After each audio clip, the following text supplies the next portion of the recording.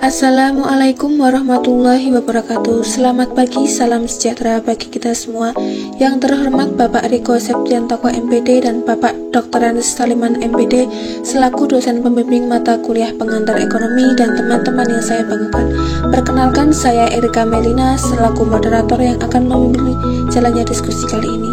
Kami dari kelompok 6 akan mempresentasikan hasil diskusi kelompok kami yang berjudul Uang dan Lembaga Keuangan. Adapun anggota kelompok kami, Oktaviana Tri Rizkianingrum dengan NIM 214162414041, Dea R. Syafiani dengan NIM 214162444041, Latifah Aliaka dengan NIM 2141624117, Oktia Nugrahaningrum dengan NIM 214162444018, Erika Melina dengan NIM 214162410002, Eva Syahara dengan NIM 2141624141. Pokok materi yang akan dibahas adalah uang, lembaga keuangan bukan bank, pasar modal, sejarah Bank Sentral Indonesia, serta otoritas jasa keuangan.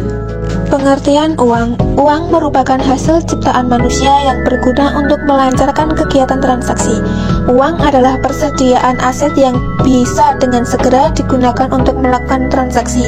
Dalam perekonomian, uang merupakan sebuah alat yang disepakati secara bersama oleh para pelaku kegiatan ekonomi untuk melakukan transaksi perdagangan. Syarat diterimanya uang: yang pertama, 1. Dapat diterima oleh umum, 2. Tahan lama dan tidak mudah rusak, 3. Mudah disimpan dan nilainya tetap, 4. Mudah dipindah dan dibawa kemana-mana, 5. Mudah dibagi tanpa mengurangi nilai, 6. Jumlahnya mencukupi, 7. Secara psikologis bahwa uang harus bisa memuaskan keinginan orang yang memilikinya. Jenis-jenis uang. A. Berdasarkan bahan yang digunakan untuk membuat uang terdiri dari dua, yaitu uang logam dan uang kertas. B. Berdasarkan lembaga yang mengeluarkannya. 1. Uang kertal. Uang kertal adalah uang kertas dan uang logam yang beredar di masyarakat. Uang ini diatur dan dikeluarkan peredarannya oleh Bank Indonesia. 2. Uang giral adalah uang yang dipergunakan sebagai alat pembayaran yang berupa cek, biliet giro, dan kartu kredit. C. Berdasarkan kawasan atau daerah berlaku. 1. Uang domestik, yaitu uang yang hanya berlaku di dalam wilayah suatu negara tertentu saja. 2. Uang regional, yaitu uang yang hanya berlaku di kawasan tertentu seperti euro berlaku bagi negara kawasan Eropa. 3. Uang internasional, yaitu uang yang berlaku tidak hanya di dalam wilayah suatu negara tertentu saja, tetapi juga berlaku di berbagai wilayah negara di dunia. Berdasarkan pemakai di dalam dan di luar negeri terdiri dari dua, yaitu internal value, yaitu kemampuan dari uang untuk membeli barang di dalam suatu negara. Dengan kata lain, nilai internal uang adalah kemampuan daya beli uang terhadap barang-barang. 2. External value, yaitu kemampuan dari uang dalam negeri untuk bisa ditukar dengan mata uang asing. Konsep fungsi uang. Fungsi uang dibagi menjadi dua, yaitu fungsi uang asli dan fungsi uang turunan. Fungsi uang asli dibagi menjadi 1. Sebagai alat tukar atau medium of exchange yang dapat mempermudah pertukaran. 2. Sebagai satuan hitung karena uang dapat digunakan untuk menunjukkan nilai berbagai macam barang atau jasa yang dijual belikan. Sebagai alat satuan hitung, uang juga berperan untuk memperlancar pertukaran. 3. Sebagai alat penyimpan nilai karena dapat digunakan untuk mengalihkan daya beli dari masa sekarang ke masa mendatang. B. Fungsi uang turunan. 1. Sebagai alat pemindah kekayaan. Seseorang yang hendak pindah dari suatu tempat ke tempat lainnya dapat memindahkan kekayaannya yang berupa tanah atau bangunan rumah ke dalam bentuk uang dengan cara menjualnya. 2. Sebagai pendorong kegiatan ekonomi. Apabila nilai uang stabil, orang lebih bergairah dalam melakukan investasi. Dengan adanya kegiatan investasi, kegiatan ekonomi akan semakin meningkat. 3. Sebagai alat pembayaran yang sah. Guna mempermudah dalam mendapatkan barang dan jasa yang diperlukan, manusia memerlukan alat pembayaran yang dapat diterima semua orang, yaitu uang. 4. Sebagai alat pembayaran utang. Uang dapat digunakan untuk mengukur pembayaran pada masa yang akan datang. 5. Sebagai alat penimbun kekayaan. Sebagian orang biasanya tidak menghabiskan semua uang yang dimilikinya untuk keperluan konsumsi. Ada sebagian uang yang disisihkan dan ditabung untuk keperluan pada masa mendatang. Konsep nilai uang. 1. Berdasarkan nilai yang terkandung pada uang dibagi menjadi dua, yaitu uang bernilai penuh dan uang tidak bernilai penuh. Uang bernilai penuh atau full bodied money, yaitu uang yang nilai bahannya sama dengan nilai nominalnya. uang tidak bernilai penuh, yaitu uang yang nilai bahannya lebih rendah dari nilai nominalnya. Ada beberapa hal yang perlu diperhatikan mengenai perbedaan uang bernilai penuh dan uang bernilai tidak penuh. Yang pertama terletak pada definisinya. Bila uang tidak penuh merupakan mata uang yang nilai materinya jauh di bawah nilai nominalnya, maka uang bernilai mata uang penuh adalah mata uang yang nilai materinya sama dengan nominalnya. 2. Pada masa uang tidak penuh, mata uang dibuat oleh badan-badan yang ditunjuk oleh pemerintah, misalnya Bank Sentral. Sedangkan pada masa uang bernilai penuh, masyarakat bebas menepa dan menabur mata uang sendiri. 3. Pada masa uang penuh, jumlah uang beredar sulit dihitung jumlahnya, sedangkan pada masa uang bernilai tidak penuh, jumlah uang beredar lebih mudah dihitung. 2. Jenis uang berdasarkan nilai waktu. 1. Nilai yang akan datang. Nilai yang akan datang merupakan nilai uang yang diterima di masa mendatang dari sejumlah modal yang ditanamkan sekarang dengan tingkat bunga tertentu. 2. Nilai masa datang dan nilai sekarang. Bunga menjadi faktor pada nilai sekarang. PVIV-RN, yakni persamaan untuk diskonto dalam mencari nilai sekarang, ialah kebalikan dari faktor bunga nilai di masa depan, FVIF. Anuitas merupakan rangkaian pembayaran atau penerimaan tetap yang dilakukan secara berkala pada jangka waktu tertentu. Evolusi sistem pembayaran. Sistem pembayaran telah berubah sepanjang waktu, demikian pula dengan bentuk uang. Tahap dalam evolusi sistem pembayaran sering dengan perkembangan zaman, yaitu 1. Cek, 2. Pembayaran secara elektronik, dan 3. e-money. Cek adalah instruksi dari Anda ke bank untuk mengirimkan uang dari rekening Anda ke rekening orang lain ketika orang tersebut menyetorkan cek kepada yang diterimanya. 2. Pembayaran secara elektronik. Pembayaran secara elektronik ini diperkirakan bisa menghemat lebih dari $1 per transaksinya dibandingkan apabila menggunakan cek. E-money. Teknologi pembayaran secara elektronik tidak hanya menggantikan cek tapi juga tunai dalam bentuk electronic money. Adanya uang hanya dalam bentuk elektronik. Bentuk pertama e-money adalah kartu debit. Bentuk kedua dari e-money adalah store value card. Bentuk yang ketiga dari e-money sering disebut dengan e-cash. Peranan uang dalam perekonomian. 1. Uang sebagai indikator modernisasi bangsa. Pengalaman menunjukkan peradaban yang semakin modern adalah peradaban yang semakin menghargai uang. Bangsa yang modern adalah bangsa yang adil dan sejahtera. Hal ini dapat diukur dari pendapatan per kapita dan distribusi pendapatan. Dari sisi pandang ekonomi, bangsa yang semakin modern adalah bangsa yang makin mampu mengalokasikan sumber daya yang lebih efisien. Sumber daya tersebut mencakup sumber daya ekonomi dan non-ekonomi. 2. Uang sebagai indikator tingkat modernisasi perekonomian.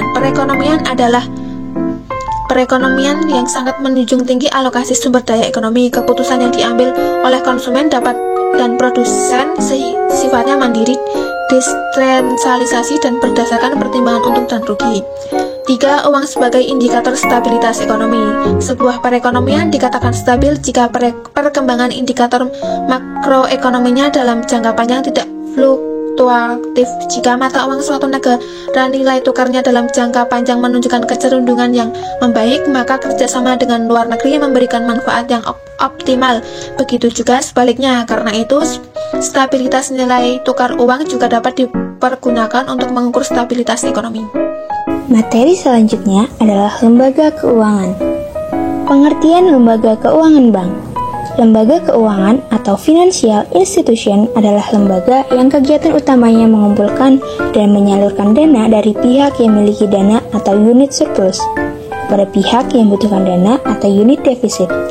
Motivasi yang mendorong aktivitas lembaga keuangan dan menyalurkan dana adalah memperoleh keuntungan atau profit oriented. Orientasi ini adalah positif karena dapat memicu agar lembaga keuangan bekerja secara efisien, produktif, kreatif, dan inovatif. Karakteristik lembaga keuangan bank. Yang pertama, sangat mengandalkan kepercayaan. Yang kedua, dominannya aktiva dan pasiva finansial. Yang ketiga, beroperasi berdasarkan prinsip transformasi aset atau asset transformation. Yang keempat, efisiensi baru terjadi jika produksi dilakukan dalam skala amat besar. Yang kelima, persaingan non harga. Yang keenam, membutuhkan sumber daya manusia berkualitas tinggi. Yang ketujuh, beroperasi dalam pasar berstruktur non-kompetisi sempurna. Yang kedelapan, beroperasi dalam pasar yang sangat penuh regulasi. Selanjutnya adalah manfaat lembaga keuangan bank. Manfaat dari lembaga keuangan bank yang pertama, mengatasi masalah double coincidence. Yang kedua, menurunkan biaya informasi dan transaksi. Yang ketiga, bagi pemilik dana, dapat membantu masalah likuiditas, keamanan, kenyamanan, aksesibilitas, dan meningkatkan berbagai pilihan bentuk penyimpanan dana dalam sistem balas jasanya. Yang keempat, memungkinkan perolehan dana sesuai dengan kebutuhan, serta berbagai jangka waktu pelunasan dan sistem pembayaran. Dan yang terakhir, terus melakukan inovasi untuk mendapatkan laba. Klasifikasi lembaga keuangan bank. Berdasarkan batasan kegiatan pengumpulan dan penyaluran dananya, lembaga keuangan dikelompokkan menjadi lembaga keuangan depositori dan non-depositori. Lembaga keuangan depositori adalah lembaga keuangan yang diperbolehkan mengumpulkan dana dari masyarakat dalam bentuk deposito. Dalam prakteknya, yang boleh mengumpulkan deposito hanyalah bank, sehingga lembaga depositori lebih dikenal dengan perbankan.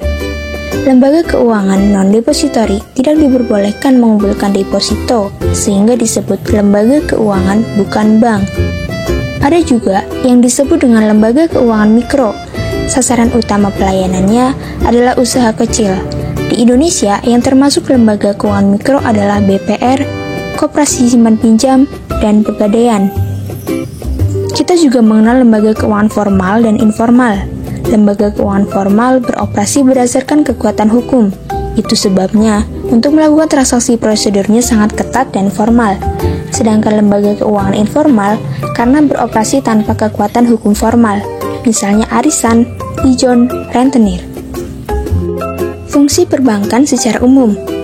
Berdasarkan pasal 3 Undang-Undang Nomor 10 Tahun 1998 tentang perbankan, fungsi utama perbankan Indonesia adalah sebagai penghimpunan dan penyalur dana masyarakat.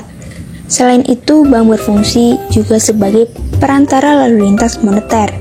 Jenis bank berdasarkan fungsinya. Yang pertama, bank umum.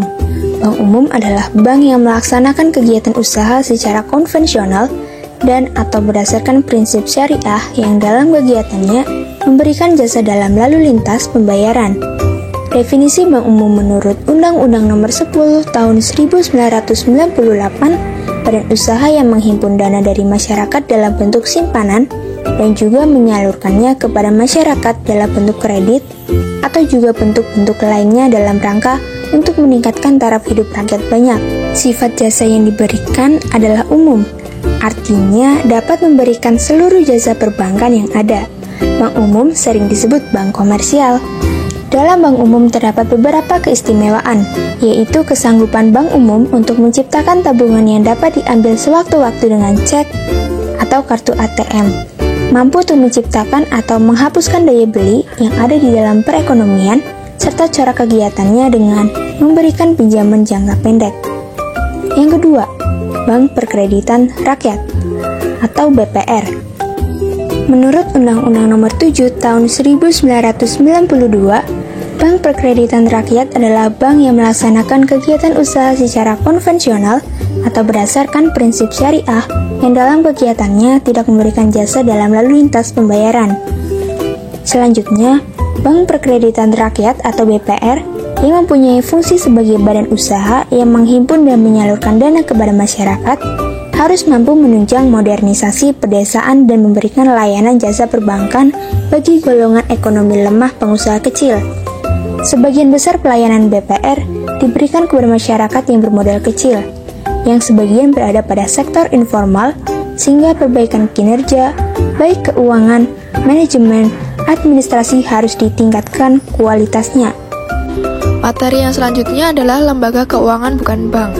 Pengertian lembaga keuangan bukan bank adalah badan usaha yang melakukan kegiatan di bidang keuangan, secara langsung ataupun tidak langsung, menghimpun dana dari masyarakat dan menyalurkan kembali kepada masyarakat untuk kegiatan produktif. Lembaga keuangan atau disebut juga dengan lembaga pembiayaan memiliki aktivitas utama yaitu membantu dalam pembiayaan khususnya skala retail. Fungsi lembaga keuangan bukan bank. Ada beberapa fungsi lembaga keuangan bukan bank, yaitu 1. Untuk memberikan pembiayaan dalam bentuk pinjaman jangka panjang dan menengah. Yang kedua, untuk penyertaan saham pada perusahaan-perusahaan. Yang ketiga, untuk merangsang penyertaan modal swasta dan memperluas sumber-sumber pembiayaan bagi kegiatan dunia usaha. Yang keempat, sebagai penggerak, perantara, atau penanggung setiap pengeluaran dan penukaran saham-saham, surat-surat utang, obligasi, dan surat berharga lainnya. Yang kelima, sebagai salah satu lembaga penunjang pasar uang dan pasar modal. Selanjutnya adalah jenis-jenis lembaga keuangan bukan bank. Yang pertama ada lembaga pembiayaan sewa guna usaha atau leasing. Pengertian sewa guna usaha menurut Menteri Keuangan adalah kegiatan pembiayaan dalam bentuk penyediaan barang modal, baik secara sewa guna usaha dengan hak opsi atau finance lease maupun sewa guna usaha tanpa hak opsi atau operating lease, untuk digunakan oleh lease selama jangka waktu tertentu berdasarkan pembayaran secara berkala. Finance lease adalah kegiatan sewa guna usaha di mana lease atau nasabah pada akhir masa kontrak mempunyai hak opsi untuk membeli objek sewa guna usaha berdasarkan nilai sisa yang disepakati. Sebaliknya, operating lease tidak mempunyai hak opsi untuk membeli objek sewa guna usaha. Leasing adalah kegiatan pembiayaan dalam bentuk penyediaan barang modal, baik secara sewa guna usaha dengan hak opsi atau finance lease, maupun sewa guna usaha tanpa hak opsi atau operating lease, untuk digunakan oleh lease atau nasabah selama jangka waktu tertentu berdasarkan pembayaran secara berkala. Yang kedua adalah pasar modal atau bursa efek. Pasar modal adalah kegiatan yang seluruh aktivitasnya berkaitan dengan penawaran dan permintaan efek atau surat berharga, baik yang berasal dari perusahaan publik yang memiliki keterkaitan dengan efek maupun lembaga profesi yang berkaitan dengan efek. Pasar modal juga dikenal dengan sebutan bursa efek. Dalam pasar modal, barang yang diperdagangkan adalah surat-surat berharga. Adapun jenis surat berharga yang diperjualbelikan dalam pasar modal atau yang sering disebut instrumen pasar modal yaitu saham atau stok, obligasi atau bonds. Mengingat semakin besarnya minat masyarakat berinvestasi di pasar modal, maka perlu dilakukan pembahasan tersendiri mengenai pasar modal. Yang ketiga, asuransi. Di Indonesia, pengertian asuransi menurut Undang-Undang Nomor 2 Tahun 1992 tentang usaha asuransi adalah perjanjian antara dua pihak atau lebih, di mana pihak penanggung mengikatkan diri kepada tertanggung dengan menerima premi asuransi untuk memberikan penggantian kepada tertanggung karena kerugian, kerusakan, atau kehilangan keuntungan yang diharapkan atau tanggung jawab hukum kepada pihak ketiga yang mungkin akan diderita tertanggung yang timbul dari suatu peristiwa yang tidak pasti, atau untuk memberikan suatu pembayaran yang didasarkan atas meninggal atau hidupnya seseorang yang dipertanggungkan. Uang pertanggungan yang dibayar nasabah disebut premi. Yang keempat, pegadaian. Pegadaian adalah suatu lembaga keuangan yang memberikan pinjaman kepada nasabah dengan jaminan barang atau surat-surat berharga. Pegadaian memiliki ciri-ciri sebagai berikut. 1. Terdapat barang-barang yang berharga yang digadaikan. 2. Nilai jumlah pinjaman tergantung nilai barang yang digadaikan. Yang ketiga, barang yang digadaikan dapat ditebus kembali. Tujuan utama usaha pegadaian adalah untuk mengatasi atau membantu agar masyarakat yang sedang membutuhkan uang segera mendapatkan pinjaman secara cepat dan terhindar dari rentenir. Perusahaan pegadaian yang bergerak di Indonesia adalah Perum Pegadaian. Yang kelima, koperasi simpan pinjam. Sebagaimana namanya, koperasi simpan pinjam adalah koperasi yang usahanya bergerak di bidang simpan pinjam. Kegiatan usaha yang dilakukan oleh koperasi simpan pinjam adalah melakukan usaha penyimpanan dan peminjaman uang untuk keperluan para anggotanya. Pada dasarnya, tujuan didirikannya koperasi simpan pinjam adalah untuk mendidik para anggotanya untuk pandai mengelola keuangan untuk kegiatan yang lebih produktif sehingga mampu menghemat dan terhindar dari lintah darat. Yang keenam, dana pensiun. Dana pensiun adalah badan hukum yang mengelola dan menjalankan program yang menjanjikan manfaat pensiun. Kegiatan dana pensiun adalah memungut dana dari iuran yang dipotong dari pendapatan atau gaji pegawai setiap bulan selama seseorang masih aktif bekerja. Iuran tersebut dibayarkan kembali bila pegawai sudah tidak bekerja lagi atau pensiun. Tujuan diberikannya dana pensiun bagi karyawan antara lain untuk memberikan penghargaan kepada para karyawan yang telah mengabdi di perusahaan tersebut, meningkatkan motivasi karyawan, serta meningkatkan citra perusahaan di mata masyarakat dan pemerintah. Selain itu, dengan adanya dana pensiun, para pegawai yang sudah tidak bekerja lagi tetap dapat menikmati hasil yang diperoleh selama bekerja di perusahaannya. PT Taspen adalah bentuk perusahaan yang mengelola dana pensiunan. Materi selanjutnya adalah pasar modal. Pengertian pasar modal secara umum merupakan suatu tempat bertemunya para penjual dan pembeli melakukan transaksi dalam rangka memperoleh modal. Perusahaan dalam pasar modal merupakan perusahaan yang membutuhkan modal atau emiten, sehingga mereka berusaha untuk menjual efek-efek di pasar modal. Sedangkan pembeli atau investor adalah pihak yang ingin membeli modal di perusahaan yang menurut mereka menguntungkan. Peran pasar modal dalam perekonomian. Fungsi utama pasar modal adalah meningkatkan efisiensi alokasi sumber daya keuangan yang diharapkan akan meningkatkan efisiensi sumber daya ekonomi. Peran pasar modal adalah sebagai berikut. 1. Pasar modal merupakan wahana pengalokasian dana secara efisien. Yang kedua, pasar modal sebagai alternatif investasi. Yang ketiga, pelaksanaan manajemen perusahaan secara profesional dan transparan. Yang keempat, peningkatan aktivitas ekonomi nasional. Selanjutnya, pelaku pasar modal. Pasar modal tidak dapat berfungsi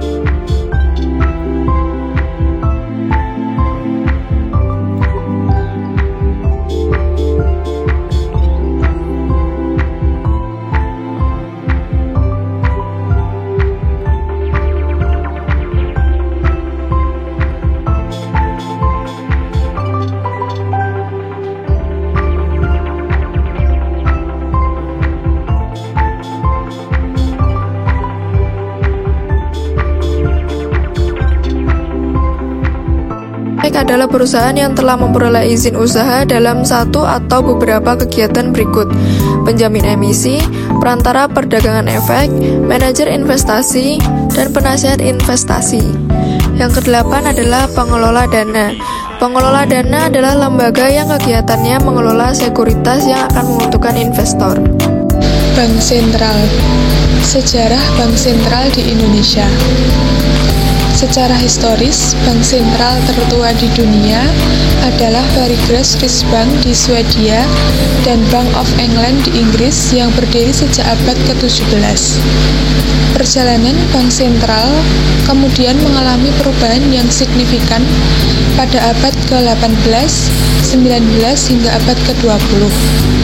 Di Indonesia sendiri, bank sentral yang pertama didirikan dikenal dengan nama The Javax Bank setelah kemerdekaan Indonesia pada tahun 1951,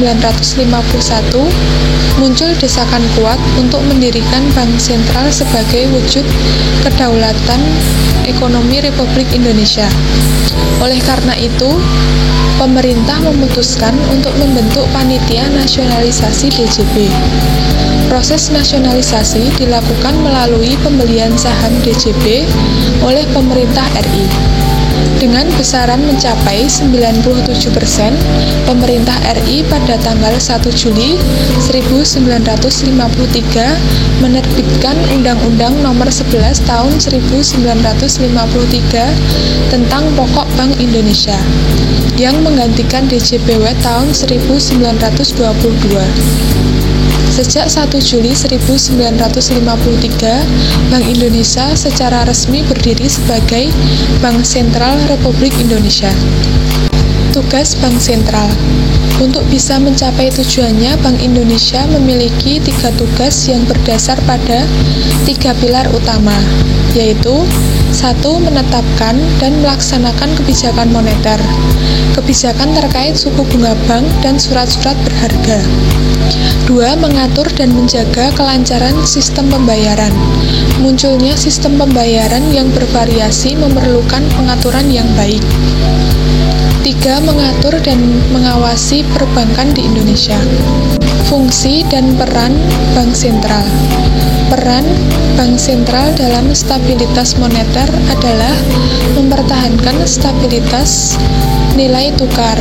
Sedangkan dalam stabilitas keuangan, Bank Sentral memiliki peran menjaga efektivitas fungsi sistem keuangan dan ancaman ketidakstabilan sistem keuangan dari goncangan perekonomian. Fungsi bank sentral sebagai stabilitas moneter adalah sebagai penerbitan mata uang dan menerbitkan peraturan tentang kondisi uang, sedangkan fungsi bank sentral sebagai stabilitas keuangan adalah mengawasi sistem pembayaran dan lender of the last resort. D. Kelembagaan Bank Indonesia. 1. Evolusi Bank Indonesia. A. Nasionalisasi The Javax Bank 1953. Tugas Bank Indonesia yaitu menjaga stabilitas rupiah, mengedarkan uang, memajukan dan mengawasi urusan kredit dan bank. B. Pemisahan tugas dan kedudukan Bank Sentral dari fungsi komersial 1968. Tugas Bank Indonesia. Bank Indonesia tidak dapat lagi menyalurkan kredit komersial, namun berperan sebagai agen pembangunan dan pemegang kas negara. C. Independensi Bank Sentral dan penetapan tujuan tunggal Bank Indonesia 1999. Tugas Bank Indonesia adalah sebagai lembaga negara yang independen dengan satu tujuan tunggal, yaitu untuk mencapai dan memelihara kestabilan nilai rupiah.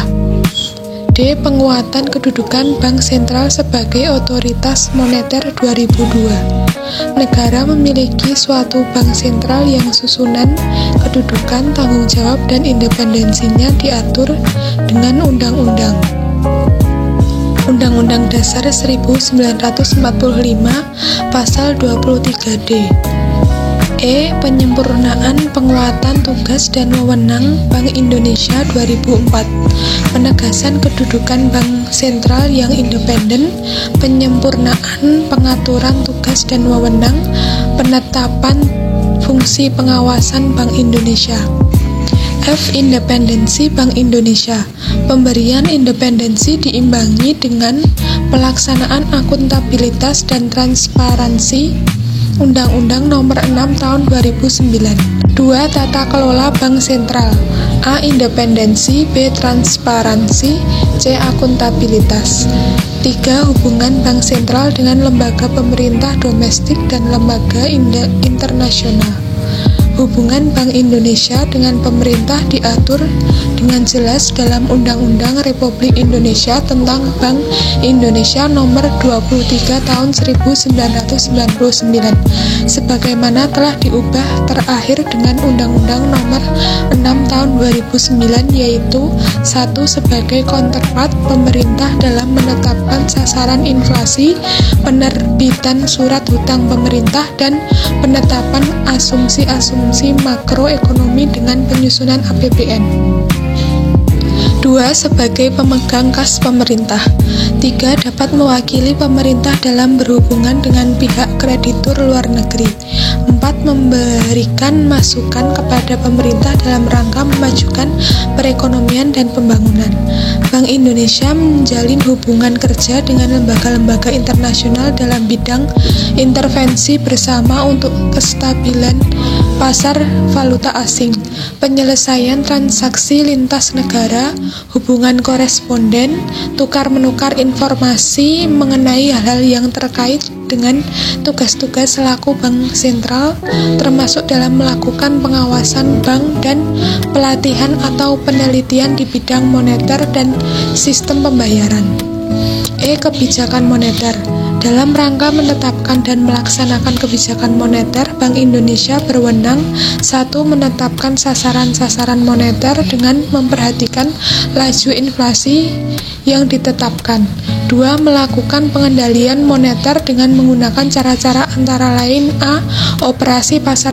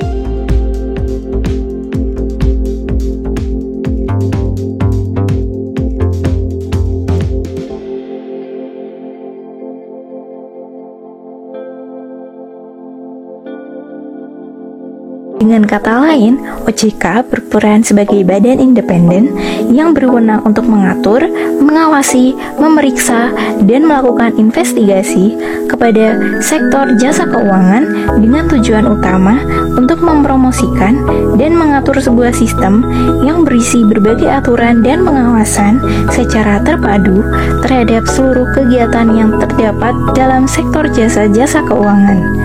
OJK didirikan untuk menggantikan peran Bapepam LK sehingga OJK menjadi otoritas yang memiliki kekuasaan penuh mulai dari pengawasan, pengaturan, hingga penyelidikan terhadap korupsi baru yang menerpa sebuah lembaga keuangan.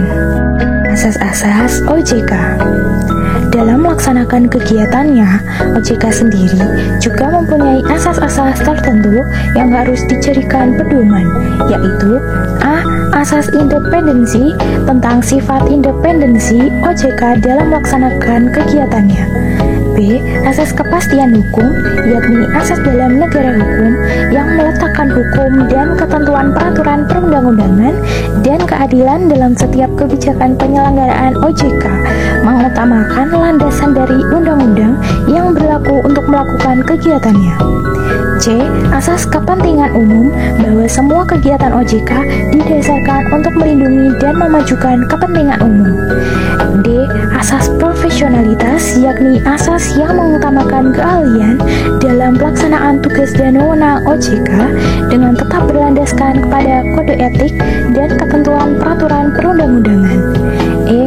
Asas integritas OJK selalu berpegang teguh kepada nilai moral dalam setiap tindakan dan keputusan yang diambil dalam penyelenggaraan OJK. F. Asas keterbukaan, yakni asas yang terbuka terhadap hak masyarakat untuk memperoleh informasi yang benar, jujur, dan tidak diskriminatif tentang penyelenggaraan OJK dengan tetap memperhatikan perlindungan atas hak asasi pribadi dan golongan serta rahasia negara, termasuk rahasia sebagaimana ditetapkan dalam peraturan perundang-undangan. G. Asas akuntabilitas, yakni asas yang menentukan bahwa setiap kegiatan dan hasil akhir dari kegiatan penyelenggaraan OJK harus dapat dipertanggungjawabkan kepada publik. Kesimpulan dari materi yang telah kami sampaikan adalah uang merupakan alat bayar atas transaksi jual beli yang dilakukan manusia memiliki konsep nilai uang. Uang memiliki proses dan sejarah yang panjang sehingga akhirnya konsep dan nilainya dapat digunakan hingga saat ini. Dalam perekonomian, uang merupakan sebuah alat yang disepakati secara bersama oleh para pelaku kegiatan ekonomi untuk melakukan transaksi perdagangan.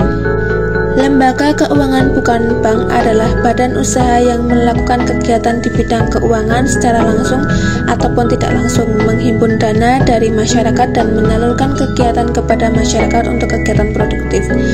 Lembaga uang atau disebut juga dengan lembaga pembiayaan memiliki aktivitas utama, yaitu membantu dalam pembiayaan khususnya skala retail. Lembaga keuangan non-bank dapat dibagi berdasarkan jenis-jenis contohnya, yaitu lembaga pembiayaan sewa guna usaha, pasar modal, asuransi, penggadaian, koperasi, simpan pinjam, dan dana pensiun. Sekian presentasi yang bisa kami sampaikan, kurang lebihnya kami mohon maaf.